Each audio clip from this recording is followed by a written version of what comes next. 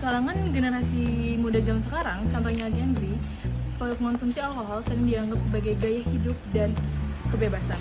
Padahal, apakah itu mencerminkan jati diri mahasiswa? Nah, untuk penyalahgunaan alkohol sering terjadi karena beberapa hal loh guys. Yang pertama bisa karena faktor terbesarnya itu faktor lingkungan. Yang pertama contohnya dari nongkrong malam atau pesta malam, berkumpul dengan teman-teman yang lingkungannya tidak baik. Nah, untuk dampak ringan yang terjadi dari penyalahgunaan alkohol, salah satunya adalah turunnya nilai akademik.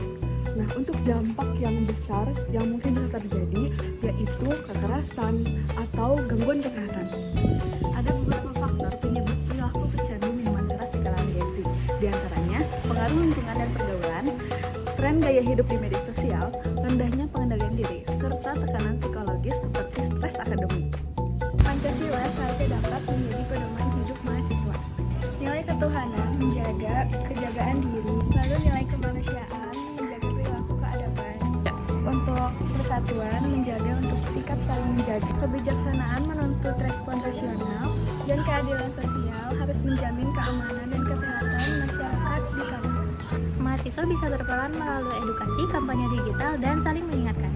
Gaul itu sadar, bukan mabuk. Pancasila bukan hanya dihafal, tapi diterapkan.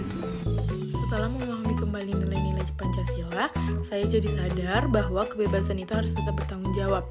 Kebiasaan ikut-ikutan pergaulan bebas dengan salah satu contoh meminum minuman keras ternyata banyak merugikan diri sendiri dan orang lain.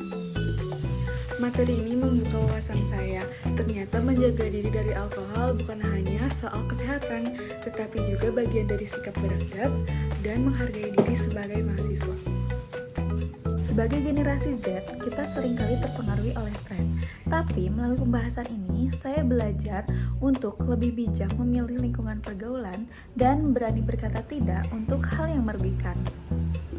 Nah, nilai persatuan dalam Pancasila mengingatkan saya bahwa kita semua mempunyai tanggung jawab untuk saling mengingatkan teman satu sama lain, bukan membiarkan mereka terjerumus ke dalam kebiasaan yang berbahaya dan merugikan diri mereka.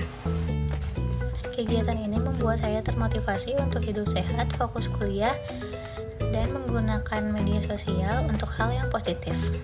Dan tentunya bukan mempromosikan untuk gaya hidup yang merusak.